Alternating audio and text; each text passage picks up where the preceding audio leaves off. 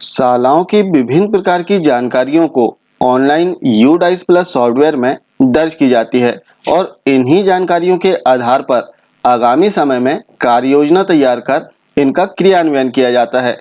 तो आइए देखते हैं कि यूडाइस प्लस सॉफ्टवेयर में शालाओं की जो विभिन्न जानकारियां हैं, जैसे शाला की भौतिक संरचना, शाला की दर संख्या, छात्रों का मूल्यांकन, इस प्रकार की तमाम जो जानकारियां हैं इन्हें ऑनलाइन यूडाइस प्लस सॉफ्टवेयर में कैसे दर्ज करें और जानकारियों को दर्ज करते समय हमें कौन कौन सी सावधानियां रखना है। साथ ही हम देखेंगे कि यूडाइस प्लस में सबसे पहले हम लॉगिन कैसे करें। तो आइए देखते हैं कि इन सभी बिंदुओं पर, जैसे इसमें आप देखेंगे कि लगभग 42 पॉइंट्स दिए गए हैं, तो इन सभी 42 बिंदुओं पर हमें कैसे जानकारी दर्ज करना है। इसके लिए सबसे पहले हमें किसी भी ब्राउजर को ओपन करना है और ब्राउजर में सिंपली गूगल सर्च करें आप यूडाइस प्लस। जैसे आप इसे टाइप करके सर्च करेंगे तो काफी सारे रिजल्ट इसमें आ जाएंगे, जिसमें पहला रिजल्ट आपको दिखाई देगा udice+gov.in। आपको इस वेबसाइट पर क्लिक करके इसे ओपन कर लेना है। जैसे हम ओपन करेंगे तो कुछ इस प्रकार का इंटरफेस हमारे सामने आ जाएगा। अब सबसे पहले तो हमें लॉगिन करना है। तो लॉगिन करने के लिए आप देखेंगे कि राइट कॉर्नर पर एक ऑप्शन दिया है लॉगिन का। जैसे हम कर्सर इस पर लेकर जाते हैं तो एक पॉपअप विंडो ओपन होती है, जहां सबसे पहले हमें अपना स्टेट सेलेक्ट करना होगा। तो हम स्टेट सेलेक्ट करते हैं और इसके उपरांत सिंपली जो गो का ऑप्शन दिया है इस पर क्लिक कर दें। जैसे ही हम गो पर क्लिक करेंगे तो हम यूडाइस प्लस सॉफ्टवेयर के लॉगिन पेज पर आ जाएंगे, जहां हमें अपना यूजर नेम फिल करना है और पासवर्ड फिल करना है। इसके उपरांत जो कैप्चा कोड दिया है इसे फिल करें, सेम फिल करना है आपको और लॉगिन पर क्लिक कर दें।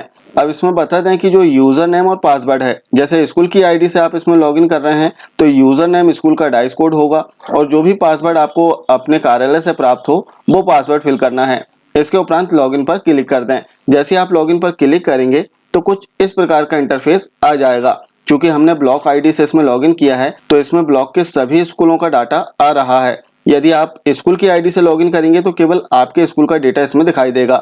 अब इसमें एंट्री करने के लिए आपको, जैसे ब्लॉक आईडी से हमने इसमें लॉगिन किया है तो सिंपली टोटल स्कूल जो संख्या लिखी हुई है इस पर क्लिक करना है।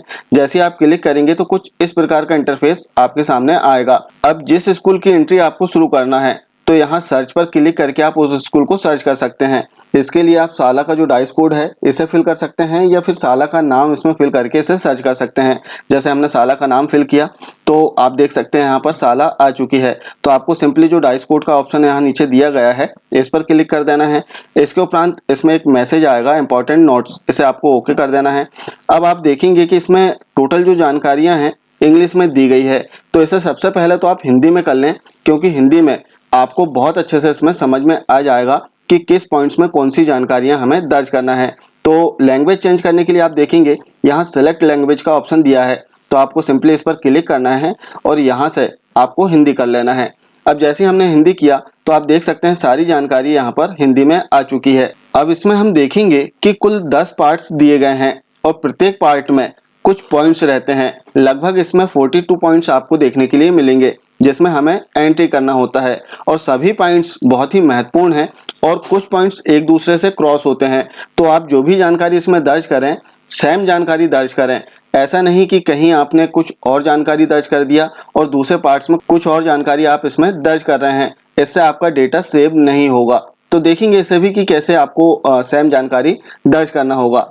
अब कार्य प्रारंभ करने के लिए आप या तो यहाँ पर क्लिक कर सकते हैं या फिर आप यहाँ पर भी क्लिक कर सकते हैं। जैसे आप देखेंगे 1.1 से 1.9 तो स्थान का विवरण, तो आप सीधे यहाँ पर भी क्लिक कर सकते हैं या यहाँ पर भी क्लिक कर सकते हैं। जैसे हम यहाँ पर क्लिक करते हैं तो जैसे ही हमने क्लिक किया तो आप देखेंगे कि यहाँ पर आपकी शाला की जो सामान्य जानकारी है वो आ जाएगी। अब यहाँ पर आपको कुछ नहीं करना है, क्योंकि इसमें चेंज नहीं होगा। इसमें देख लें यदि कोई त्रुटिपूर्ण जानकारी अंकित है तब आपको अपने बीआरसी कार्यालय में इसकी सूचना दे देना है। यहाँ पर आपके द्वारा करेक्शन नहीं हो पाएगा। तो जो जानकारी प्री फिल्ड है इन्हें चेक करने के उपरांत अगला इस ऑप्शन पर क्लिक कर दें। जैसे आप अगला पर क्लिक करेंगे तो एक मैसेज आएगा कि कृपया इस फॉर्म के साथ आगे बढ़ने से पहले निम्नलिखित विवरण अपडेट करें। स्कूल संपर्क विवरण आपको अपडेट करना है। प्रधान पाठक या प्रभारी जो हैं इनका विवरण इसमें अपडेट करना है। इसके उपरांत स्कूल का जो स्थापना वर्ष है इसे अपडेट करना है। और यदि संबद्ध बोर्ड का विवरण आपके पास में हो तो इसे आपको अपडेट करना होगा। अब अपडेट करने के लिए आप देख सकते हैं नीचे मैसेज है, अपडेट करने के लिए यहाँ क्लिक करें। तो आपको सिंपली इस पर क्लिक कर देना है। जैसे आप क्लिक करेंगे तो स्कूल के संपर्क और स्कूल प्रमुख की जानकारी दर्ज करने के लिए ऑप्शन ओपन हो जाएंगे, जिसमें सबसे पहले स्कूल प्रमुख या जो प्रभारी हैं इनका प्रकार आपको सेलेक्ट करना होगा। तो हम यहाँ से प्रकार सेलेक्ट कर लेते हैं। यहाँ कुल 5 प्रकार दिए गए हैं। यदि कोई अदर भी हो तो 6वां प्रकार इसमें दिया है अदर का, तो आप जो भी सूटेबल ऑप्शन हो वो सिलेक्ट कर सकते हैं। तो हम यहाँ से head master oblique principal select कर लेते हैं। इसके उपरांत स्कूल प्रमुख का नाम, तो जो भी संस्था प्रमुख का नाम हो वो आपको इसमें फिल कर देना है। इसके पश्चात इनका मोबाइल नंबर आपको इसमें फिल करना होगा। इतनी जानकारी फिल कर देने के उपरांत अब स्क्रीन को नीचे स्क्रॉल करें और इसमें जो सेकंड पार्ट है स्कूल संपर्क विवरण, अब यहाँ पर स्कूल का एसटीडी कोड, यदि एसटीडी कोड हो तब आप फिल कर सकते हैं, मैंडेटरी नहीं है। स्कूल का लैंडलाइन नंबर आपको फिल करना है। स्कूल मोबाइल नंबर, तो आप चाहें तो यहाँ पर जो एचएम है उनका मोबाइल नंबर फिल कर सकते हैं। इसके पश्चात स्कूल का ईमेल आईडी यदि हो तो फिल करें और स्कूल की यदि वेबसाइट आपके पास में हो तो आप फिल कर सकते हैं। उक्त जो जानकारी है वो मैंडेटरी नहीं है, यदि आपके पास में उपलब्ध हो तब आपको इसमें अनिवार्य रूप से फिल कर देना है। हाँ, यहाँ पर जो स्कूल का मोबाइल नंबर है इसे आपको अनिवार्य रूप से फिल करना होगा। इतनी जानकारी फिल कर देने के उपरांत आप स्थापना वर्ष चेक कर लें कि आपके स्कूल का स्थापना वर्ष सही लिखा हुआ है या नहीं। यदि त्रुटिपूर्ण है तब आप इसमें करेक्शन कर सकते हैं।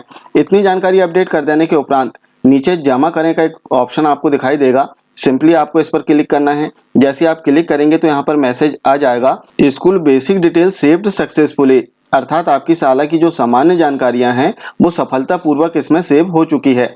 अब पहला पार्ट तो आपने कर लिया, तो फिर से आपको इस पार्ट में क्लिक करना है और इसके उपरांत अब आप देखेंगे कि फिर से आपकी साला की जो जानकारियां हैं वो यहाँ पर ओपन हो चुकी है। तो आपको स्क्रीन को नीचे स्क्रॉल करना है और जो अगला का ऑप्शन इसमें दिया है इस पर क्लिक कर दें।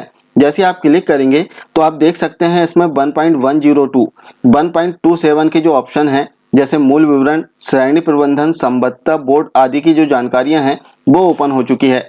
अब आप इसमें देख सकते हैं कि आपने जो जानकारी इसमें दर्ज किए हैं वो सारी आ चुकी है। जैसे एचएम का जो नाम है वो आ गया है, मोबाइल नंबर, इनका जो प्रकार है वो यहाँ पर आ चुका है। अब आपको एक एक जानकारियों को इसमें चेक कर लेना है। स्क्रीन को नीचे स्क्रॉल करें और इसमें आप देखें कि स्कूल में निम्नतम एवं उच्चतम कक्षाएं कौन कौन सी हैं। तो यहाँ पर प्रीफिल्ड आपको जानकारी मिलेगी, इसमें आप करेक्शन नहीं कर पाएंगे।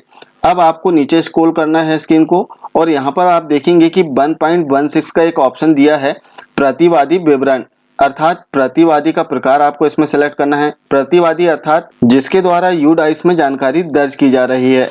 तो यहाँ पर जो एचएम है समान रूप से उन्हीं के द्वारा जानकारी दर्ज की जाती है। तो प्रतिवादी का प्रकार जो है वो सिलेक्ट कर दें। प्रतिवादी का जो नाम है इसे आपको यहाँ पर टाइप कर देना है। इसके पश्चात इनका मोबाइल नंबर आपको इसमें फिल करना होगा।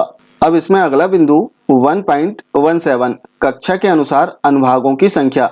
यहाँ शिक्षक अक्सर कंफ्यूज होते हैं, अनुभाग से तात्पर्य सेक्शन से है। जैसे एक एग्जाम्पल लें कि कक्षा 1 में आपकी साला की दर संख्या अधिक है और आपने 2 या 3 सेक्शन बनाए हैं, तब यहाँ पर उन सेक्शनों की संख्या, उन वर्गों की संख्या लिखना होगा। तो यहाँ पर जो अनुभाग है इससे तात्पर्य है सेक्शन से। तो यदि आपकी साला में कोई भी अनुभाग नहीं है, कोई भी सेक्शन नहीं है, तब आपको यहाँ 1 फिल करना होगा। तो हम यहाँ पर 1 फिल कर देते हैं, चूंकि हमारे यहाँ सेक्शन नहीं है तो हम सभी में 1-1 फिल कर देते हैं। और इसके उपरांत आप देखेंगे स्थापना वर्ष प्रीफिल्ड आपको मिलेगा। अब इतनी जानकारी अपडेट कर देने के उपरांत स्क्रीन को ऊपर स्क्रॉल करें और यहाँ पर देखेंगे कि अगले पॉइंट्स आपके सामने आ जाएंगे। क्या यह विशेष आवश्यकता वाले बच्चों के लिए एक विशेष स्कूल है? यदि हाँ तो हाँ पर टिक करना है और नहीं है तो नहीं पर टिक कर देना है। समान रूप से यदि हम देखें तो CWSN जो बच्चे हैं इन बच्चों के लिए जिला स्तर या विकासखंड स्तर पर ही शालाएं संचालित की जाती है। तो समान रूप से यहाँ नहीं पर ही टिक आएगा। यदि आपकी शाला CWSN बच्चों के लिए है तब आप हाँ पर भी टिक कर सकते हैं। इसके पश्चात यदि आप हाँ पर टिक करेंगे तो अगले जो ऑप्शन है वो ओपन होंगे और नहीं पर टिक कर देंगे तो जो अगला ऑप्शन है वो ओपन नहीं होगा। इसके पश्चात आप देखेंगे कि शिफ्ट की जानकारी है और क्या स्कूल समय के बाद स्कूल में कोई कौशल प्रशिक्षण केंद्र चलता है इसकी जानकारी है। तो आपको हाँ या नहीं पर इसमें आंसर देना होता है। क्या है आवासीय स्कूल है तो जो भी ऑप्शन हो, समान रूप से नॉन रेसिडेंटल स्कूल होते हैं हमारे, तो हम यहाँ से नॉन रेसिडेंटल कर देते हैं। अब स्क्रीन को नीचे स्क्रॉल करना है आपको। जैसे ही आप यहाँ पर नॉन रेसिडेंटल करते हैं तो अगले ऑप्शन यहाँ पर फ्रीज हो जाएंगे। अब गैर आवासीय जो तीसरा ऑप्शन इसमें दिया है, क्या कोई छात्रावास है जहाँ इस स्कूल के अधिकांश छात्र रहते हैं, तो हाँ या नहीं, इन दो में से कोई एक ऑप्शन पर आपको टिक कर देना है। यदि छात्रावास में रहते हैं छात्र तब हाँ पर टिक करना है, और नहीं रह रहे हैं तब नहीं पर टिक कर दें। इसके पश्चात नीचे आप देखेंगे कि ग नंबर का ऑप्शन है, तो इन पर भी आपको हाँ या नहीं पर टिक करना है। तो जो भी सुटेबल ऑप्शन हो आपके लिए वो आप यहाँ से सेलेक्ट कर सकते हैं। इसके पश्चात आपको स्क्रीन को नीचे स्क्रॉल करना है और 1.25 क्या है, अल्पसंख्यक समुदाय द्वारा संचालित स्कूल है। तो समान रूप से अल्पसंख्यक समुदाय द्वारा संचालित स्कूल हमारे यहाँ पर नहीं है, तो यहाँ पर जो ऑप्शन है ऑलरेडी फ्रीज मिलेंगे आपको, क्योंकि आपने ऊपर की जो ऑप्शन है इसमें नहीं का विकल्प चुना हुआ है। अब नीचे स्क्रीन को स्क्रॉल करने के उपरांत जमा करें और अगला इस ऑप्शन पर क्लिक कर दें। जैसे आप क्लिक करेंगे तो यहाँ मैसेज आ जाएगा, previous page is saved successfully, अर्थात इसके पहले की जो जानकारी आपने दर्ज किया है वो सफलतापूर्वक इसमें प्रविष्ट हो चुकी है।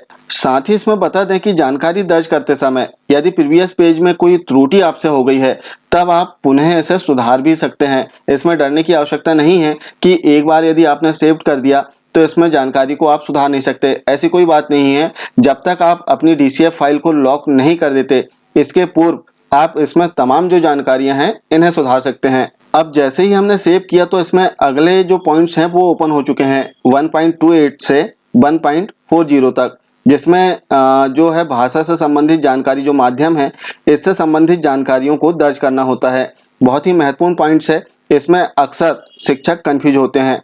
अब यहाँ पर जो 1.28 का ऑप्शन है, क्या अधिकांश छात्रों को प्राथमिक स्तर पर उनकी मातृभाषा में पढ़ाया जाता है, तो यहाँ पर मातृभाषा में हम पढ़ाते हैं तो हाँ पर टिक कर दें।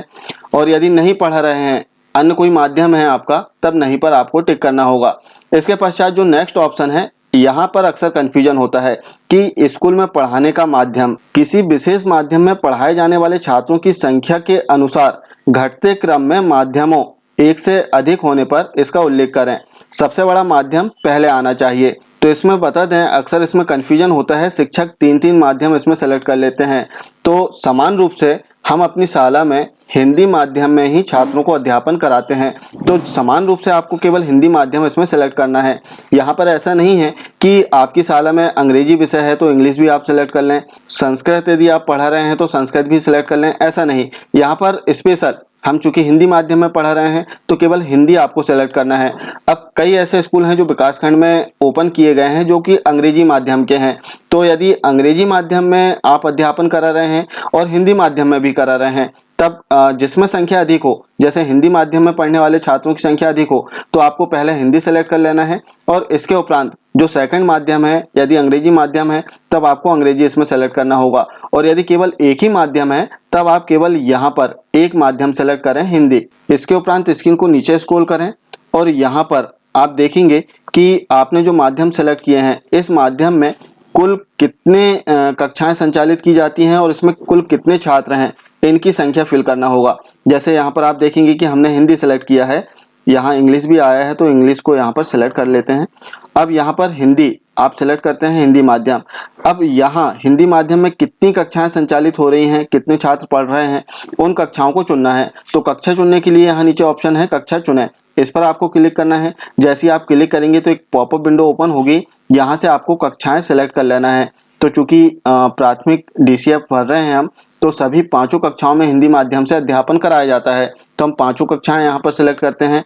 इसके उपरांत यहाँ से आपको लड़के और लड़कियों और ट्रांसजेंडर जो हैं इनकी संख्या फिल करना होगा। तो जो भी आपकी शाला की दर संख्या हो, जो भाषा ग्रहण करने वाले छात्र हैं उनकी संख्या फिल कर देना है।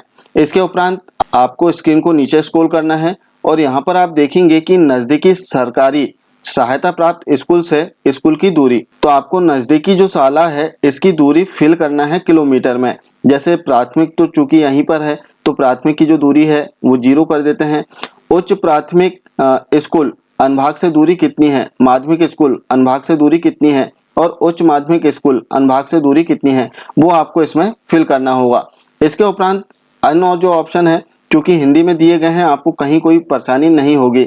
जैसे आप देखेंगे अगला जो ऑप्शन है, क्या स्कूल तक सभी मौसम में पहुंचने योग्य सड़क है, तो हाँ, यदि नहीं हो तब आपको नहीं पर टिक कर देना है। तो इस प्रकार से बहुत ही समान से क्वेश्चन हैं जिन्हें आपको बहुत ही सावधानी से पढ़ना है और इसमें अपनी जानकारियों को दर्ज करना है। अब इसके उपरांत आप देखेंगे 1.35 शिक्षण दिवसों की संख्या। अब शिक्षण दिवसों की जो संख्या इसमें दर्ज करना है 2020-21 की। 2020-21 वो सत्र है जिसमें लॉकडाउन जारी था और अधिकांश शालाएं बंद थी। तो आप देख लें कि आपकी शाला में कुल शिक्षण दिवसों की संख्या कितनी है, वो शिक्षण दिवस आपको इसमें फिल करना होगा।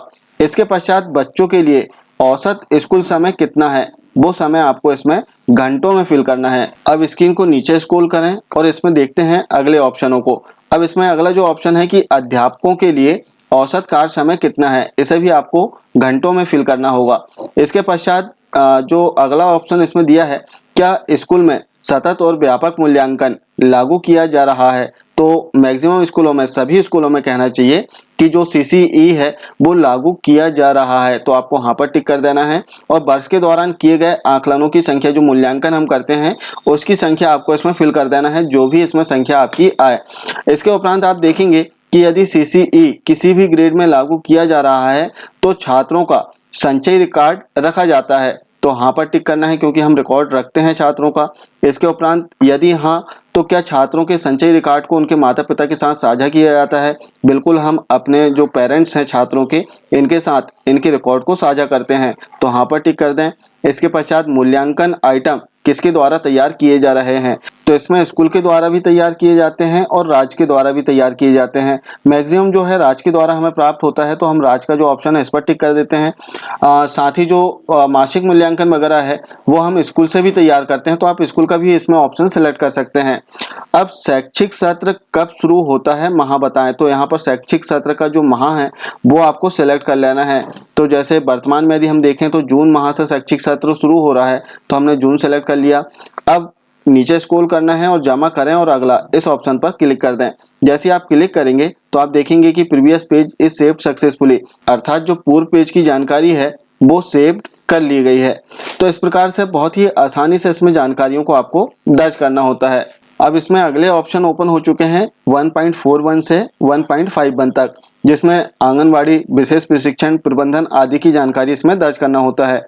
अब आंगनवाड़ी की जो जानकारियां हैं इन्हें दर्ज करते समय सावधानी रखना है क्योंकि अक्सर इसमें त्रुटि होती है।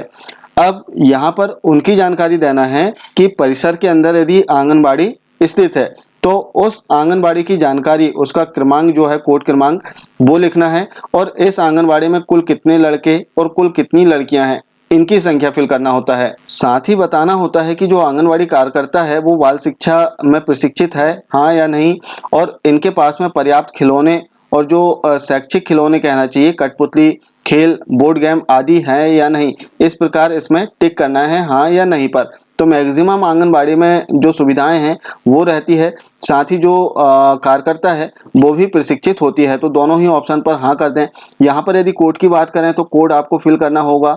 अब चूंकि शाला परिसर के अंदर केवल एक आंगनबाड़ी है तो केवल हमने यहाँ पर एक कोड फिल किया है। इनमें आपको छात्र और छात्राओं की जो संख्या है वो फिल करना होगा। आपकी शाला परिसर में यदि 2 आंगनबाड़ी संचालित हो तब दूसरी आंगनबाड़ी का भी कोड आपको इसमें फिल करना होगा और जो जानकारियां हैं वो दर्ज करना है। इसके पश्चात अगला बिंदु कि क्या बाल वाटिका सह स्थित आंगनबाड़ी पब्लिक स्कूल में प्रारंभ की जा रही है, तो आपको वहां पर टिक कर देना है और स्क्रीन को नीचे स्क्रॉल करें। अगला जो बिंदु इसमें दिया है कि क्या कोई स्कूल से बाहर वाले बच्चे, out of school children, school में नामांकित है और हाँ तो विशेष प्रशिक्षण ले रहे हैं।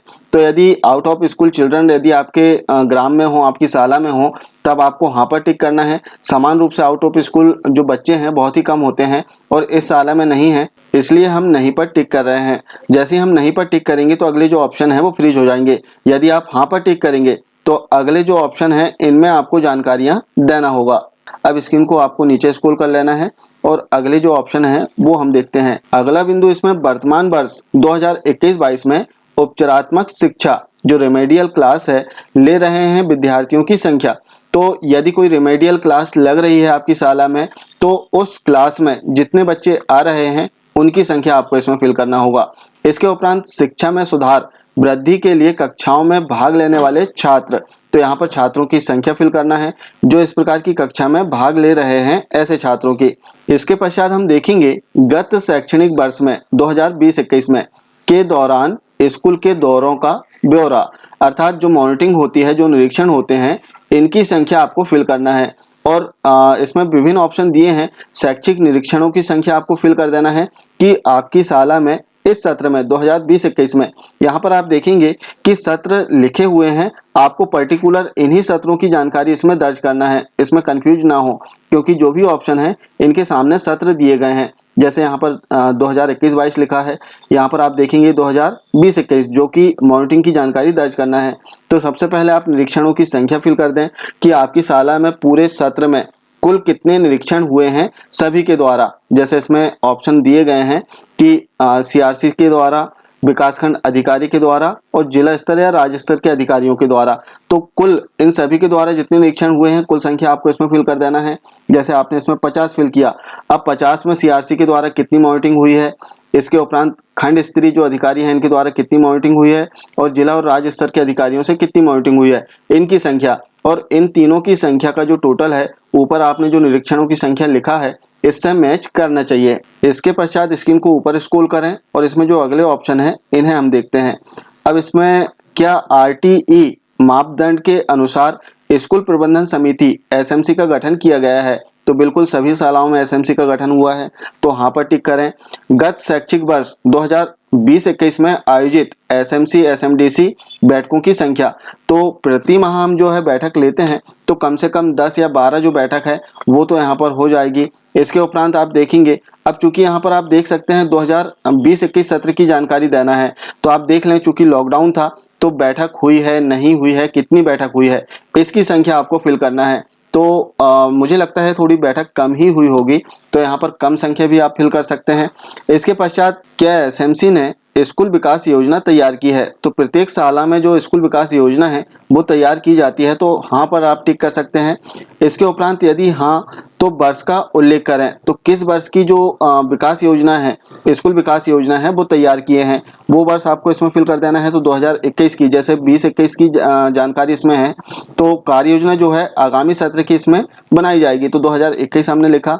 इसके पश्चात आप देखेंगे नीचे स्क्रॉल करना है और क्या स्कूल निर्माण समिति का गठन किया गया है, तो स्कूल निर्माण समिति का गठन किया गया हो तो हाँ पर टिक करना है और नहीं तो नहीं पर टिक कर देना है। इसके पश्चात आप देखेंगे क्या स्कूल ने अपनी अकादमिक समिति का गठन किया है, हाँ या नहीं।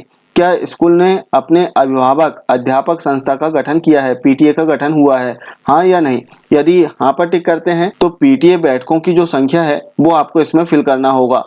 क्या स्कूल में बहुकक्षा कक्ष हैं, अब यहाँ पर महत्वपूर्ण पॉइंट्स आया है 1.49। अब इसमें अक्सर कंफ्यूजन हो जाता है कि क्या स्कूल में बहुकक्षा कक्ष है, अर्थात हाँ या नहीं। दो ऑप्शन दिए हैं तो हम हाँ पर टिक करते हैं। अब हाँ पर क्यों टिक किए हमने, क्योंकि अक्सर ऐसा होता है जो प्राथमिक शाला है जहाँ पर जो भवन है उसमें 2 ही कक्ष हैं और एक कक्ष में कक्षा 1, 2, 3 पढ़ाई जाती हैं और दूसरे कक्ष में कक्षा पढ़ाई जाती है, तो इस प्रकार से इन्हें कहते हैं बहुकक्षा कक्ष, अर्थात एक कक्ष में एक से अधिक कक्षाओं का अध्यापन कराना। तो हमने यहाँ पर हाँ पर टिक किया।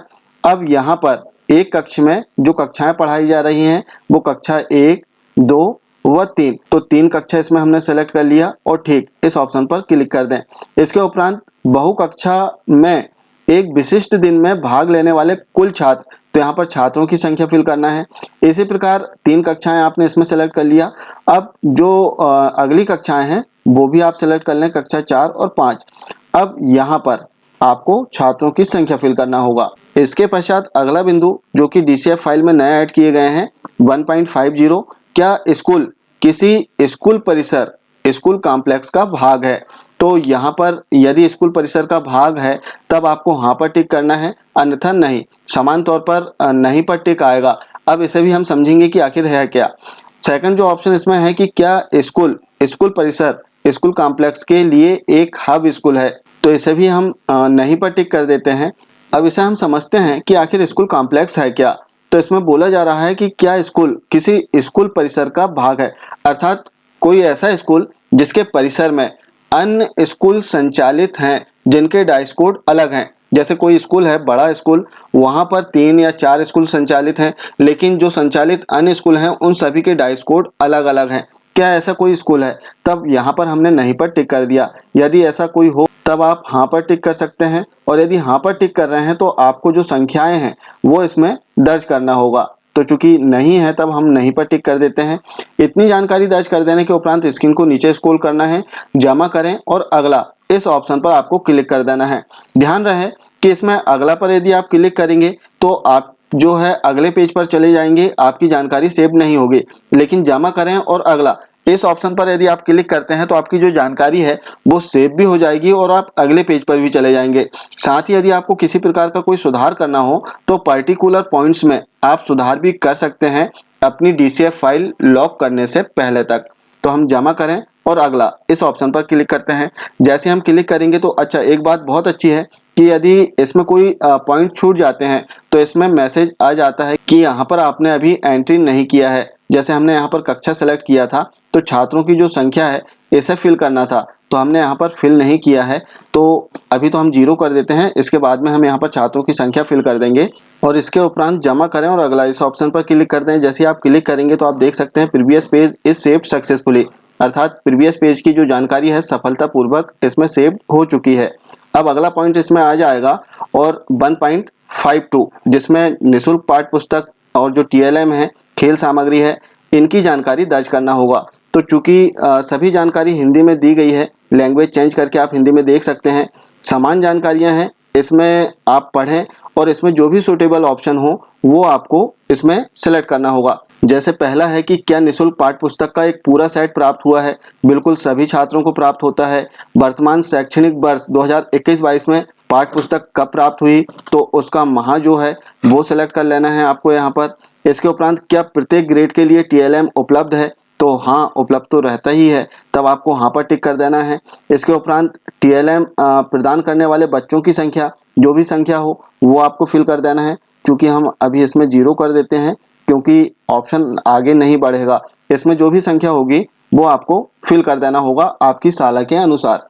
क्या स्कूल को गत शैक्षणिक वर्ष 2020-21 में श्रेणीबद्ध सप्लीमेंट्री सामग्री प्राप्त हुई है? तो पूरे वर्ष भर हमें सप्लीमेंट्री सामग्री प्राप्त होती रहती है, तो हम हाँ पर टिक करते हैं। इसके उपरांत यदि हाँ तो श्रेणीबद्ध अनुपूरक सामग्री उपलब्ध कराने वाले बच्चों की संख्या, तो यहाँ पर आपको छात्रों की संख्या फिल करना है।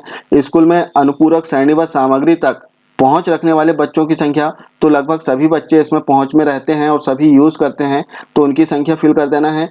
स्कूल के पुस्तकालय में पुस्तकों की संख्या, तो यहाँ पर जितनी पुस्तकें आपके पुस्तकालय में हो उनकी संख्या फिल कर देना है। इसके पश्चात उस कक्षा के बच्चों द्वारा पुस्तकालय के पुस्तकों को उधार लेने पढ़ने की संख्या, कुल अंक रजिस्टर को देखते हुए, तो एक रजिस्टर हम संधारित करते हैं जिसमें पुस्तकालय में छात्र कौन सा छात्र ने पुस्तक लेके गया, कौन सी पुस्तक लेके गया, कितने दिन तक उसके पास में रही, वो सारी जानकारी रहती है। तो इसमें छात्रों की संख्या आपको फिल करना होगा। इसके पश्चात स्क्रीन को नीचे स्क्रॉल करें और इसमें जो अगले बिंदु दिए गए हैं इनमें भी आपको हाँ, नहीं और जो संख्याएं हैं इसमें जानकारी दर्ज करना होगा। तो इन बिंदुओं में कहीं कोई कंफ्यूजन नहीं है, समान सी जानकारी है। जैसे शाला में खेल सामग्री है या नहीं है, इस प्रकार की समान जानकारी है, तो आपको हाँ नहीं पर टिक कर देना है। और इसके उपरांत जमा करें और अगला, सारी जानकारी दर्ज कर देने के उपरांत ही जमा करें और अगला इस ऑप्शन पर क्लिक करें। क्योंकि अभी हमने इसमें संख्या नहीं फिल किया है इसलिए हम जमा करें और अगला पर क्लिक नहीं करेंगे, क्योंकि जैसे हम क्लिक करेंगे तो यहाँ पर मैसेज आ जाएगा कि अभी इन जानकारियों को दर्ज नहीं किया गया है। बहुत अच्छी बात है कि इसमें मैसेज शो हो जाता है कि कहाँ कौन सी कमी रह गई है। अब चूंकि हमने 0 दर्ज किया है, आप ऐसा ना करें, आपको संख्या जो निश्चित संख्या है आपकी शाला के छात्रों की संख्या वो दर्ज करना है संबंधित जो बिंदु है इनके लिए। अब जमा करें और अगला इस ऑप्शन पर क्लिक कर दें। इसके उपरांत आप देखेंगे कि फिर से मैसेज आ जाएगा कि previous page is saved successfully, और अगले बिंदु जो हैं वो यहाँ पर ओपन हो जाएंगे। शिक्षण सीखने वर्तमान शैक्षणिक वर्ष 2021-22 में सामग्री आदि का प्रमुख प्रदर्शन संकेतक, तो इसमें आपको जानकारी दर्ज करना है हाँ या नहीं में। तो इसमें दिए गए बिंदुओं का आप सावधानी से अध्ययन करें और इसमें जो भी बिंदु आपकी शाला के लिए सुटेबल हैं उनमें 2 ऑप्शन है हाँ या नहीं, तो जो भी ऑप्शन हो आपके लिए उन पर आपको टिक कर देना है। इसके उपरांत आप देखेंगे कि सीखने के परिणामों में पहचाने गए हॉट स्पॉट की कुल संख्या, जो हॉट स्पॉट हम चिन्हित करते हैं उनकी संख्या आपको इसमें फिल करना होगा कक्षावार। जैसे आप देखेंगे कक्षा 1 के लिए है, 2 के लिए, 3, 4 और 5 के लिए। इसी प्रकार 6, 7, 8 हो तो आगे भी इसमें संख्या दर्ज करना होगा। तो जो हॉट स्पॉट है उनकी संख्या कक्षावार आपको फिल करना है। कठिन बिंदु कि कक्षावार कुल कितने कठिन बिंदु हैं जो हमारे द्वारा निकाले गए, उनकी संख्या आप यहाँ पर फिल कर दें। इसके उपरांत साइबर सुरक्षा पर उन्मुखीकरण प्राप्त करने वाले छात्रों की संख्या, तो जो भी संख्या हो कक्षावार आप दर्ज कर सकते हैं। इसमें अगला ऑप्शन है मनोसामाजिक पहलुओं पर प्रशिक्षण प्राप्त करने वाले छात्रों की संख्या, तो जो भी संख्या हो वो आपको फिल कर देना है और जमा करें और अगला इस ऑप्शन पर क्लिक कर दें। चूंकि अभी हम करेंगे तो इसमें इन ऑप्शनों को फिल करना होगा, इसलिए हम सिंपली अगला वाला जो ऑप्शन है इस पर क्लिक करते हैं। चूंकि हमने अगला पर क्लिक किया है तो जो संबंधित पॉइंट था इसके पहले का पेज वो सेव्ड नहीं हुआ है, अर्थात उसमें जो जानकारी है वो किसी भी प्रकार की जानकारी उसमें सेव नहीं हुई है और वो पार्ट जो है वो अपूर्ण रहेगा, अपूर्ण दिखाएगा जब तक कि आप जमा करें और सेव जो नीचे जो ऑप्शन होता है इस पर क्लिक ना कर दें। अब इसके उपरांत आप देखेंगे 2.1 से 2.4 खंड व सेकंड पार्ट शुरू हो गया है, भौतिक सुविधाएं, उपकरण, कंप्यूटर और डिजिटल पहल। तो इसमें जो शाला भवन की भौतिक सुविधाएं हैं इससे संबंधित जानकारी आपको दर्ज करना होता है। तो समान जानकारी रहती है, इसमें आपको अधिक कोई परेशानी नहीं होगी। आप बहुत ही सावधानी से इनमें जो ऑप्शन दिए गए हैं इनका अध्ययन करें और इसमें अपनी जो संख्या है वो दर्ज करना है आपको। अब इसमें हम देखेंगे कि स्कूल में उपलब्ध सक्रिय बिल्डिंग ब्लॉक्स की कुल संख्या प्रीफिल्ड है और इस संख्या के आधार पर इसका वर्गीकरण आपको नीचे करना है। जैसे इसमें पक्का ब्लॉक कितने हैं, चूंकि कुल 3 संख्या लिखी हुई है और पक्का ब्लॉक में हमने 3 लिख दिया है तो टोटल जो संख्या है वो मैच करना चाहिए। जैसे यहाँ पर पक्का ब्लॉक आपके पास में 1 है तब आप यहाँ पर 1 लिख सकते हैं। आंशिक रूप से पक्का यदि 2 है तब आप यहाँ पर 2 कर दें तो 2 और 1 3 इसके बराबर हो जाएगा। तो यहाँ पर जो संख्या लिखी हुई है इस संख्या का टोटल इन सभी के टोटल के बराबर में होना चाहिए। इसके पश्चात स्क्रीन को नीचे स्क्रॉल करें और यहाँ पर जो बाउंड्री वॉल है इसकी डिटेल आपको देना है कि बाउंड्री वॉल आपकी कैसी है, पक्की बाउंड्री वॉल है, टूटी हुई है, फेंसिंग वाली है या बाउंड्री वॉल नहीं है या फिर अन्य किसी प्रकार की बाउंड्री वॉल है। तो वो सभी डिटेल आप यहाँ से दे सकते हैं। जैसे आप क्लिक करेंगे तो 8 प्रकार के ऑप्शन इसमें आएंगे। चूंकि बाउंड्री वॉल नहीं है हमारी शाला में इसलिए नो बाउंड्री वॉल इस ऑप्शन पर हम क्लिक करते हैं। अब स्क्रीन को ऊपर स्क्रॉल करें और यहाँ पर आप देखेंगे कि निर्देशनात्मक उद्देश्यों के लिए कक्षा कक्ष पूर्व प्राथमिक में कितने हैं, प्राथमिक में कितने हैं, माध्यमिक में कितने हैं, इनकी संख्या आपको फिल करना होता है। तो चूंकि हमने 3 यहाँ पर फिल कर दिया है, प्रीफिल्ड है। और इसके उपरांत स्क्रीन को नीचे स्क्रॉल करना है और वर्तमान में उपयोग में नहीं है उनकी संख्या फिल कर दें। तो इस प्रकार से यदि आप देखेंगे तो बहुत ही समान सी जानकारी इसमें रहती है। साथ ही इसमें देखेंगे आप 2.4 स्थिति के अनुसार पठन कक्षा का ब्यौरा, तो इसमें आपको अपनी जानकारी दे देना है और स्कूल में उपलब्ध कक्षाओं को छोड़कर अन्य कमरों की कुल संख्या। इसमें जो कक्षाएं हैं जहां पर कक्षाएं संचालित हो रही हैं उन कक्षों को छोड़कर यदि अन्य कमरे हैं तो उनकी संख्या आपको इसमें फिल करना होगा। और इसके उपरांत सभी जानकारी आपने दर्ज कर दिया, जमा करें और अगला इस ऑप्शन पर क्लिक कर दें। जैसे आप क्लिक करेंगे तो फिर से मैसेज आ जाएगा। अब इसके उपरांत आप देखेंगे कि शौचालय की जो सुविधा है इसकी जानकारी आपको इसमें दर्ज करना है। क्योंकि उक्त जो जानकारी है आपने पूर्व में फिल कर चुका है, बहुत ही समान सी जानकारी इसमें रहती है कि बालक के लिए कितने शौचालय हैं, बालिकाओं के लिए कितने हैं, इनमें कौन कौन सी सुविधाएं हैं, वो सभी जानकारी आपको हाँ नहीं और कुछ संख्यात्मक जानकारी इसमें दर्ज करना होता है। तो इन जानकारी को आप बहुत ही सावधानी से दर्ज करें।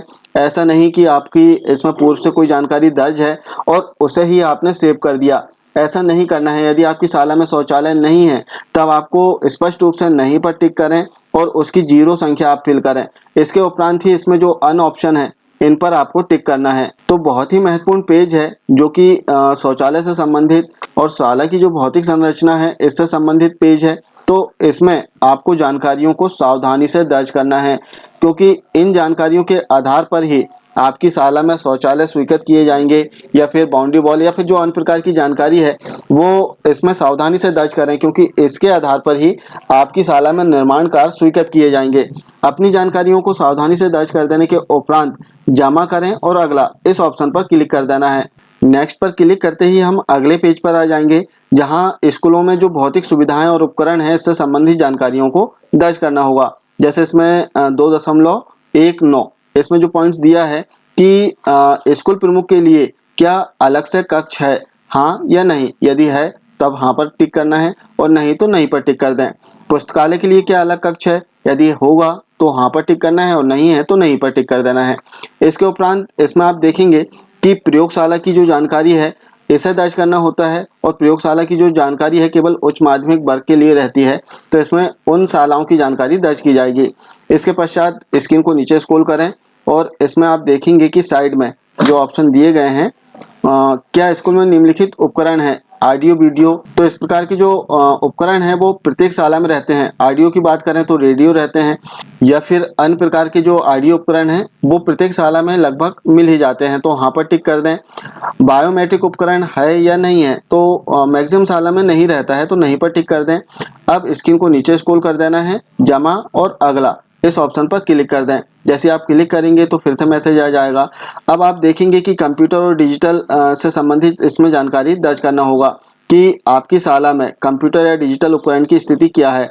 डेस्कटॉप या पीसी यदि हो तब आपको यहाँ पर संख्या फिल करना है। डेस्कटॉप अर्थात कंप्यूटर, पर्सनल कंप्यूटर, तो यहाँ पर संख्या फिल करना है। लैपटॉप हो तो उसकी संख्या फिल करना है, टैबलेट हो तो उसकी संख्या फिल करना है। तो चूंकि हाई स्कूल, हायर सेकेंडरी स्कूलों में इस प्रकार की सुविधाएं मिल जाएंगी। कुछ माध्यमिक शालाओं में भी इस प्रकार के उपकरण होते हैं। जैसे टैबलेट की यदि हम बात करें तो हाई स्कूल और हायर सेकेंडरी स्कूलों में क्रय किए गए हैं, तो उनकी संख्या यहाँ पर हाई स्कूल या हायर सेकेंडरी में जरूर आएगी। इसके पश्चात इसमें जो है समान सी जो जानकारियां हैं उपकरण के बारे में पूछा गया है कि कितनी संख्या में आपकी शाला में है, तो बहुत ही सावधानी से इनका अध्ययन करना है और इसमें संख्या आपको फिल करना है। इसके पश्चात आप इसमें देखेंगे कि क्या स्कूल में इंटरनेट की सुविधा है, हाँ या नहीं। यदि सुविधा है तब हाँ पर टिक करें और नहीं है तब नहीं पर टिक करें। जैसे आप देखेंगे कि इंटरनेट की यदि हम बात करें तो शालाओं में मैक्सिमम भी वाईफाई से कनेक्ट किया जाता है। यदि हम ब्रॉडबैंड की बात करें, जैसे बीएसएनएल का जो ब्रॉडबैंड होता है वो मैक्सिमम शालाओं में नहीं है। केवल हम मोबाइल के माध्यम से या अन्य किसी माध्यम से इंटरनेट कनेक्ट कर लेते हैं वाईफाई के माध्यम से, तब सुविधा तो है, तब आपको हाँ पर टिक करना होगा। और स्कूल में उपलब्ध इंटरनेट के प्रकार, तो यहाँ से प्रकार आपको सिलेक्ट करना होगा कि आप किस प्रकार से आप कनेक्ट करते हैं, किस प्रकार से आप इंटरनेट का लाभ ले रहे हैं। तो यहाँ पर मोबाइल फ़ोन इंटरनेट भी कर सकते हैं, यूएसबी मॉडेम से भी कर सकते हैं। तो जो भी ऑप्शन हो आपके लिए वो आप यहाँ से सेलेक्ट कर लें। इसके पश्चात स्क्रीन को ऊपर स्क्रॉल करें और इसमें आप देखेंगे कि छात्रों के लिए कंप्यूटर लैब है या नहीं, हाँ या नहीं पर टिक करना है। स्कूल में ई सामग्री, डिजिटल सामग्री संसाधनों तक पहुँच छात्रों की है या नहीं। CWSN के लिए सहायक तकनीक आधारित समाधान है या नहीं। DTH टीवी चैनलों तक पहुँच है या नहीं। तो हाँ नहीं पर आपको टिक करना है, जो भी सुटेबल ऑप्शन हो वो आप सिलेक्ट कर लें। क्या स्कूल में डिजिटल लाइब्रेरी है, हाँ या नहीं। 2 ऑप्शन दिए गए हैं, जो भी ऑप्शन हो उसे सेलेक्ट करें और अगले ऑप्शन पर आ जाएं। क्या शिक्षण के लिए ICT आधारित उपकरणों का उपयोग किया जाता है, हाँ या नहीं। तो मैक्सिमम हम करते हैं। हाई स्कूल या हायर सेकेंडरी की बात करें तो यहाँ पर तो जरूर होता है। कुछ माध्यमिक शालाओं में भी होता है, तो हाँ पर भी आप टिक कर सकते हैं और यदि नहीं कर रहे हैं तब नहीं पर आपको टिक करना है। खर्च किए गए घंटों की संख्या / सप्ताह, तो यहाँ पर आपको घंटों की संख्या फिल करना होगा कि कितने घंटे आपने इसमें शिक्षण कार्य कराया है। इसके उपरांत जमा करें और अगला इस ऑप्शन पर क्लिक कर दें। जैसे आप क्लिक करेंगे तो आपके इस पेज की जानकारी सेव्ड हो जाएगी और आप अगले पेज पर चले जाएंगे। इसके उपरांत इसमें जो अगला पेज आएगा वो शैक्षणिक और गैर शैक्षणिक कर्मचारी स्टाफ की जानकारी इसमें दर्ज करने संबंधी पेज ओपन हो जाएगा। तो इसमें आपको सावधानी से जानकारी दर्ज करना है, क्योंकि 2 प्रकार की जानकारी इसमें दी गई है। पहले आप देखेंगे कि जो गैर शैक्षणिक स्टाफ है इनकी जानकारी आपको इसमें दर्ज करना है। इसके पश्चात इसमें जो शैक्षणिक स्टाफ है इसकी जानकारी इसमें दर्ज करना है। तो इसमें बहुत ही सावधानी से आपको जानकारी दर्ज करना है कि आपके पास में शिक्षण कर्मचारी जो शिक्षक हैं, नियमित शिक्षक, वो कितने हैं। इसके उपरांत गैर शैक्षणिक स्टाफ कितना है। तो यहाँ पर अलग अलग डेजिग्नेशन दिए गए हैं, इनके आधार पर आपको इसमें संख्या फिल करना है यदि आपकी शाला में संबंधित डेजिग्नेशन के कर्मचारी हों तब। और इस पेज में जो संख्या आप फिल करेंगे इसी संख्या के आधार पर नेक्स्ट पेज में जो कर्मचारियों का ब्यौरा रहता है इसमें आप कर्मचारियों को ऐड कर पाएंगे। अब इतनी जानकारी दर्ज कर देने के उपरांत आपको जमा करें और अगला इस ऑप्शन पर क्लिक कर देना है। जैसे ही आप क्लिक करेंगे आप नेक्स्ट पेज पर पहुंच जाएंगे। अब नेक्स्ट पेज में आप देखेंगे कि कर्मचारियों की जानकारी जो कि प्री फिल्ड आपको मिलेगी। अब यहाँ पर चूंकि 3 ही शिक्षक हैं और 3 शिक्षकों की जानकारी यहाँ पर आ चुकी है। अब इसमें आपको अन्य कोई शिक्षक को जोड़ना हो तब जोड़ने के लिए जोड़ें इस ऑप्शन पर क्लिक करना है। जैसे आप क्लिक करेंगे तो यहाँ पर कर्मचारी को जोड़ने के ऑप्शन ओपन हो जाएंगे, लेकिन कब ओपन होंगे, जबकि आप इससे पहले वाले पेज पर 3 से अधिक की संख्या इसमें फिल करेंगे तो ही यहाँ पर ऑप्शन ओपन होंगे। जैसे यहाँ पर आप देख सकते हैं कि एक इधर मैसेज आया है, total number of teachers is equal to the sum of regular non regular teacher fill in section 3.2। अर्थात इसमें बोल रहा है कि जो 3.2 का सेक्शन है इसमें जानकारी दर्ज करें। आप 3 से अधिक आपको इसमें शिक्षक फिल करना होगा। आपने 3 ही शिक्षक उसमें फिल किए हैं तो 3 से अधिक शिक्षक आपको फिल करना होगा, तभी आप यहाँ पर शिक्षकों को जोड़ सकते हैं। तो इस प्रकार से जोड़ने वाला जो ऑप्शन है इस पर क्लिक करके आप शिक्षकों को जोड़ सकते हैं। अब शिक्षकों को जोड़ने के लिए इसमें काफ़ी सारी जानकारियों की आवश्यकता होती है, जैसे शिक्षकों का यूनिक आईडी हो गया, इनका नाम हो गया, जेंडर हो गया, डेट ऑफ बर्थ हो गई। इस प्रकार की तमाम जानकारी जो यहाँ पर आप देख रहे हैं, इस प्रकार की तमाम जानकारी शिक्षकों को ऐड करते समय लगेगी। अब यहाँ पर ऐसा भी हो सकता है कि जो कर्मचारियों के नाम यहाँ पर आ रहे हैं, हो सकता है कि वो सेवानिवृत्त हो गए हों या फिर शाला में नहीं हो, तब ऐसी परिस्थिति में हटाए वाले ऑप्शन पर क्लिक करके आप संबंधित कर्मचारी को हटा भी सकते हैं। तो इस प्रकार यदि आपको नए कर्मचारियों को जोड़ना हो तब जोड़ें, इस ऑप्शन पर क्लिक करें और इस पर क्लिक करने से पूर्व आपको जो 3.2 का ऑप्शन है उस पर आपको कर्मचारियों की जो संख्या है इसे ऐड कर लेना है कि आपके शाला में कुल कितने कर्मचारी है, और उसके आधार पर ही आप यहाँ पर कर्मचारियों को जोड़ सकते हैं। और यदि आपको हटाना हो तो हटाने के भी इसमें ऑप्शन दिए गए हैं। और इतनी जानकारी कर देने के उपरांत आपको सिंपली पूर्ण और अगला इस ऑप्शन पर क्लिक कर देना है, तो आपकी जो इस पेज की जानकारी है वो सेव्ड हो जाएगी और आप नए पेज पर चले जाएंगे। क्योंकि यहाँ पर हमने अभी कोई भी जानकारी अपडेट नहीं किया है तो इसमें मैसेज आ रहा है, please update the complete detail of teachers both from IC basic and advance detail. तो इसमें हमने अभी कर्मचारी की जो डिटेल है वो पूरी तरह से इसमें ऐड नहीं किया है। इसमें मैसेज आ रहा है पूरा नहीं हुआ, अंतिम अद्यतन इसकी डेट आ रही है। अब संपादित करने के लिए यहाँ पर एडिट का ऑप्शन दिया है, इस पर आप क्लिक करें और कर्मचारी की जो डिटेल है इन्हें सावधानी से चेक कर लें और चेक करने के उपरांत आपको इसमें जमा करें और अगला इस ऑप्शन पर क्लिक करना होगा। क्योंकि अभी हम कर्मचारी की कोई भी डिटेल इसमें संपादित नहीं कर रहा है, केवल दिखाने के लिए हमने ऑप्शन ओपन किया है। अब जमा करें और अगला पर आपको क्लिक करना है, चूंकि अभी होगा नहीं क्योंकि इसमें हमने कोई भी डिटेल अभी फिल नहीं किया है। सम रिक्वायर्ड फील्ड मिसिंग, जैसे आप देख सकते हैं यहाँ पर कुछ रिक्वायरमेंट थी जो हमने फिल नहीं किया है। तो इस प्रकार से आपको सभी जानकारियों को फिल कर देना है और फिल कर देने के उपरांत सभी अपडेशन हो जाए, इसके उपरांत आपको पूर्ण और अगला इस ऑप्शन पर क्लिक कर देना है, तो आप अगले पेज पर पहुंच जाएंगे। अब हम नेक्स्ट पेज पर देखते हैं कि कौन सी जानकारियों को दर्ज करना है। अगला जो पेज है इसमें नामांकन से संबंधित जानकारी आपको दर्ज करना होगा। अब यहाँ पर अगला पॉइंट है, क्या स्कूल में कोई ट्रांसजेंडर छात्र है? यदि है तब हाँ पर टिक करना है और नहीं है तब नहीं पर टिक कर देना है। यदि हाँ पर टिक करते हैं तब उनकी संख्या आपको इसमें फिल करना होगा। चूंकि हमने पूर्व में ही नहीं पर टिक किया था इसलिए यहाँ पर कोई भी ऑप्शन ओपन नहीं हो रहे हैं, तो हम नहीं पर टिक करते हैं। और इसके उपरांत यहाँ पर आप देखेंगे कि प्रथम कक्षा में नए दाखिले, इसमें आपको संख्या फिल करना है पहली कक्षा के छात्रों के लिए। यहाँ पर ध्यान रखना है केवल पहली कक्षा के, क्योंकि 4.1.2 में प्रथम कक्षा में नए दाखिले, केवल नए जो दाखिले हुए, नए प्रवेश जो हुए हैं, इनमें बॉयज की संख्या और गर्ल्स की संख्या आपको अलग अलग फिल करना होगा। अब इसमें आपको 2 प्रकार की जानकारी फिल करना है, पहली है आयु वार और दूसरी जो जानकारी है कि प्री स्कूल का अनुभव रखने वाले कितने छात्र हैं, इनकी संख्या लिखना है। आयु वार यदि आपको दर्ज करना हो तो 5 वर्ष से कम बालक कितने हैं, बालिका कितनी है। कक्षा 1 में नए प्रवेशित छात्र बालक और बालिका, इनकी संख्या 5 वर्ष से कम आयु के, समान रूप से 5 वर्ष के कम आयु के छात्र नहीं होते हैं। सेकंड जो इसमें ऑप्शन रहेगा, 5 वर्ष से लेकर 6 वर्ष से कम तक छात्र छात्राओं की संख्या फिल करना है। इसी प्रकार इसमें आयु वार संख्या फिल करना है। इसके पश्चात इसी स्कूल से कितने छात्र हैं, इनकी संख्या फिल करें। अन्य स्कूल से कितने छात्र आए हैं, इनकी संख्या फिल करें। और आंगनवाड़ी या ECC केंद्र से कितने छात्र आए हैं, इनकी संख्या फिल करना है। और इनकी संख्या फिल कर देने के उपरांत जमा और अगला इस ऑप्शन पर क्लिक कर दें। जैसे आप क्लिक करेंगे तो आपका जो पेज है वो सेव हो जाएगा और अगले पेज पर आप पहुंच जाएंगे, जहां पर वर्तमान शैक्षणिक सत्र, यहां पर आपको ध्यान रखना है सत्र स्पष्ट रूप से लिखा हुआ है, वर्तमान शैक्षणिक सत्र 2021-22 में नामांकन सामाजिक श्रेणीवार। अब आपको सामाजिक श्रेणीवार SC, ST, OBC, जनरल, इस कैटेगरी वाइज आपको छात्रों की संख्या कक्षावार इसमें फिल करना होगा।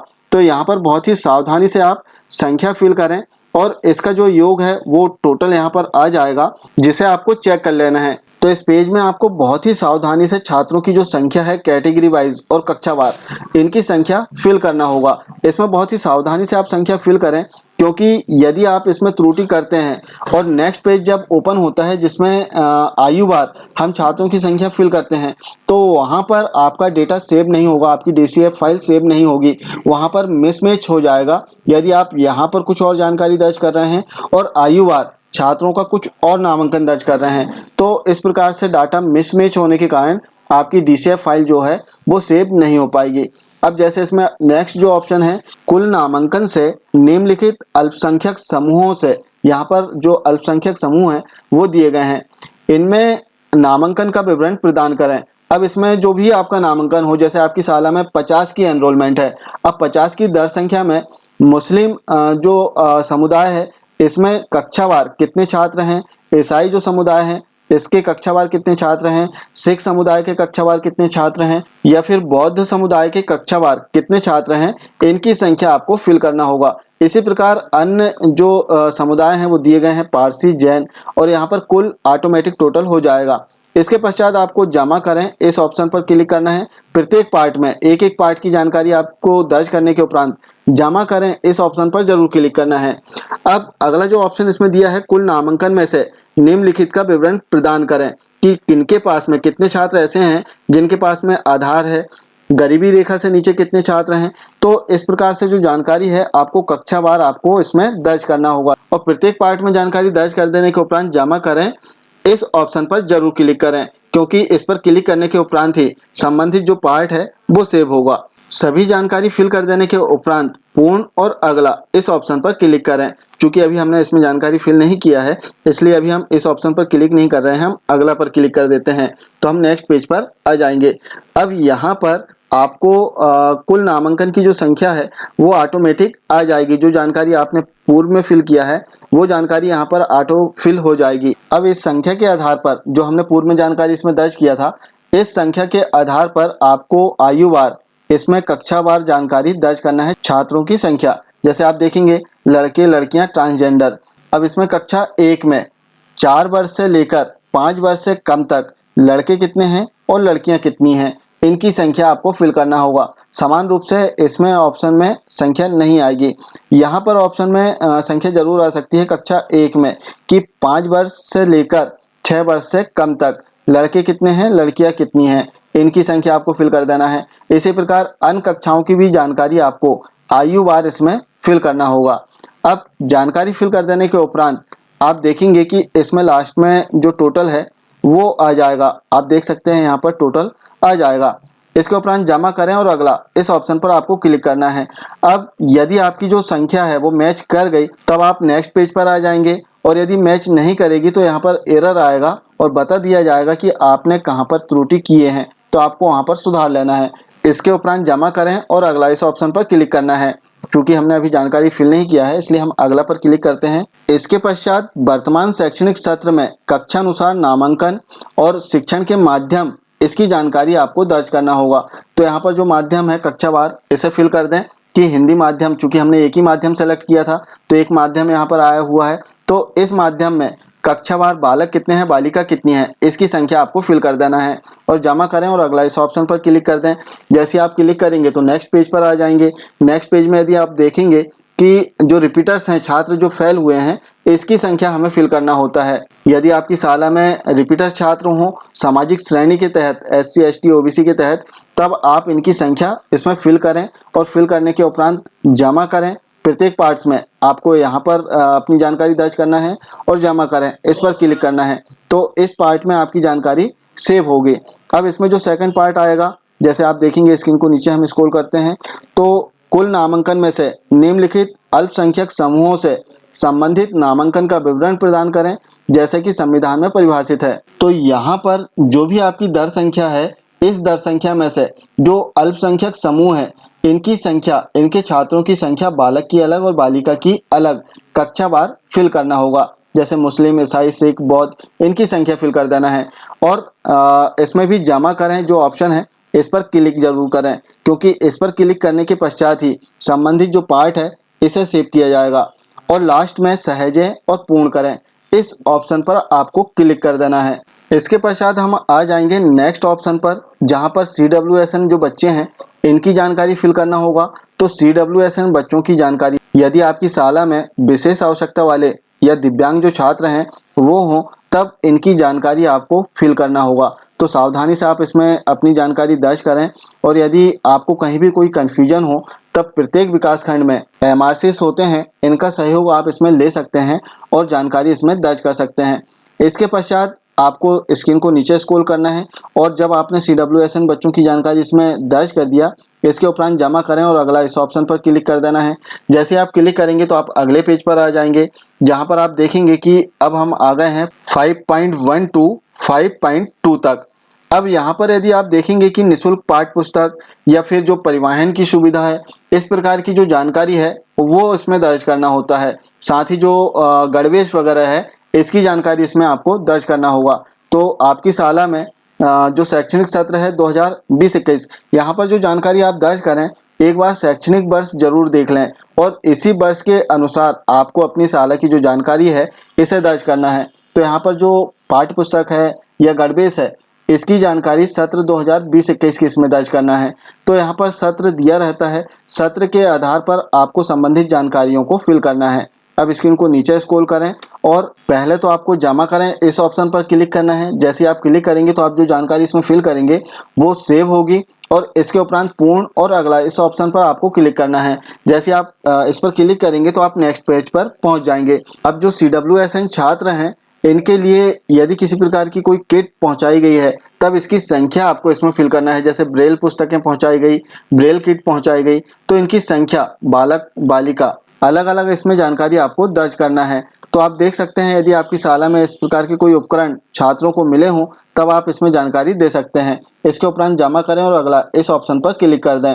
क्लिक करने पर नेक्स्ट पेज पर हम आ जाएंगे और नेक्स्ट पेज पर यदि हम देखते हैं तो जो गत शैक्षणिक वर्ष है 2020-21, इसमें वार्षिक परिणाम की जो जानकारी है वो दर्ज करना है कि छात्र कितने परीक्षा में शामिल हुए थे, उत्तीर्ण कितने हुए हैं। तो इसमें आप देखेंगे कक्षावार जानकारी दर्ज करना है। चूंकि प्राथमिक शाला की DCF हम फिल कर रहे हैं तो कक्षा 3 में परीक्षा में सम्मिलित हुए छात्रों की संख्या बालक की अलग, बालिका की अलग, और ट्रांसजेंडर जो हैं इनकी संख्या यदि हो तब आपको फिल करना है। चूंकि हमने नहीं कर दिया था तो यहाँ पर ट्रांसजेंडर का जो ऑप्शन है वो फ्रीज है। इसी प्रकार कक्षा 3 के बाद कक्षा 5 में परीक्षा में सम्मिलित कितने छात्र थे, इसकी संख्या, और इसमें उत्तीर्ण कितने हुए हैं, इसकी संख्या आपको कैटेगरी वाइज फिल करना होगा। और इसके उपरांत स्क्रीन को नीचे स्क्रॉल करें, जमा करें और अगला इस ऑप्शन पर क्लिक कर दें। क्लिक करने के उपरांत आप इसमें देखेंगे कि खंड 8 में हम आ चुके हैं, पार्ट 8 में। इस पेज में आपको शाला के आय व्यय की जानकारी दर्ज करना है और जो आय और व्यय है वो आप ध्यान रखें वर्ष 2020-21 की जानकारी आपको इसमें दर्ज करना होगा। तो आप अपना MER जो उपयोगिता प्रमाण पत्र है इसे देख लें और इसे चेक करते हुए आप इसमें अपनी शाला की जो जानकारी है वो दर्ज कर सकते हैं। अपनी शाला के आय व्यय की जानकारी दर्ज कर देने के उपरांत कुछ ऑप्शन और साइड में आपको मिलेंगे जिनमें आपको संख्या या फिर हाँ नहीं पर ऑप्शन सेलेक्ट करना होगा और इतनी जानकारी सेलेक्ट कर लेने के उपरांत जमा करें और अगला पर क्लिक कर दें। अब अगला पर जब हम क्लिक करेंगे तो हम नेक्स्ट पेज पर आ जाएंगे, जहां पर आप देख सकते हैं कि शाला की अन्य और जानकारियां इसमें मांगी गई हैं। जैसे क्या स्कूल का मूल्यांकन पूरा कर लिया गया है, इस प्रकार हाँ या नहीं में इसमें आंसर देना होता है। तो समान सी जानकारी है जिन्हें आपको पढ़ना है और हाँ या नहीं के जो ऑप्शन है इन्हें सेलेक्ट करना है। इसके उपरांत स्क्रीन को नीचे स्क्रॉल करें और लास्ट में जमा करें इस ऑप्शन पर क्लिक कर देना है। जैसे आप जमा करें पर क्लिक करेंगे तो आपकी जो DCF फाइल है ऑनलाइन वो दर्ज हो जाएगी सभी पॉइंट्स में। इस प्रकार से बहुत ही आसानी से आप ऑनलाइन UDICE+ सॉफ्टवेयर में अपने शाला की जो जानकारियां हैं इन्हें दर्ज कर सकते हैं। और आपके द्वारा जो जानकारी दर्ज की जा रही है इसका प्रोग्रेस क्या है इसे आप डैशबोर्ड पर भी देख सकते हैं। जैसे आप डैशबोर्ड पर जाएं और यहाँ पर आप देख सकते हैं कि आपने कौन कौन से पार्ट्स में अपनी जानकारियाँ पूर्ण कर लिए हैं। इसमें आप देखेंगे कि जहां आपने पूर्ण कर लिया है तो पूर्ण लिखा हुआ आएगा, और जहां जिस पार्ट में आपने जानकारी शुरू नहीं किए हैं उसमें शुरू नहीं हुआ ऐसा मैसेज लिखा हुआ आएगा। तो इस प्रकार आप अपनी प्रोग्रेस भी देख सकते हैं। तो इसमें आप देख लें, सबसे पहले तो आप लैंग्वेज चेंज कर लें, आप हिंदी में कर लें। यदि आपको अंग्रेजी बहुत अच्छे से समझ में आ रही है तब आप अंग्रेजी में भी इसमें एंट्री कर सकते हैं, और यदि अंग्रेजी समझने में कहीं कोई समस्या हो तब आप इसकी लैंग्वेज चेंज करके हिंदी कर लें, और हिंदी में अपनी साला की जो जानकारी है इसे एक बार अच्छे से पढ़ें और इसके आधार पर ही अपनी साला की जानकारियों को दर्ज करें। एथी यूडाइस प्लस सॉफ्टवेयर में ऑनलाइन सालाओं की जानकारी दर्ज करने संबंधी एक महत्वपूर्ण जानकारी। आशा है जानकारी आपको अच्छी लगी होगी। मिलते हैं कुछ इसी प्रकार की जानकारी के साथ में अगले वीडियो में। तब तक के लिए जय हिंद।